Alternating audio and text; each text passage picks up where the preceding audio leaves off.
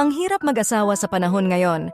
Ang hirap mag-asawa ngayon dahil maraming lalaking bonjing, irresponsable, tamad, walang pangarap, walang plano sa pamilya, hindi alam ang responsibilidad bilang padre de pamilya. Kaya ang babae ang papasan sa lahat ng pagkukulang pero kapalit ang kanyang kagandahan at kasiyahan. Pagtapos anakan ng madami, iiwan.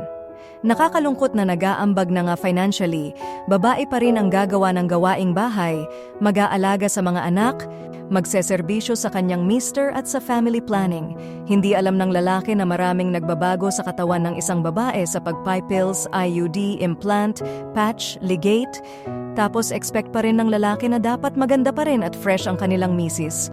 Tapos kung sino pa ang hindi financially stable, sila pa malakas magpadami ng anak. At kung sino pa yung pinagsisilbihan at minamahal ng totoo, sila pa nagloloko. Asan na ang tulungan? Asan na ang provider husbands? Asan na ang yung marunong sa family planning? Asan na ang mga responsableng lalaki?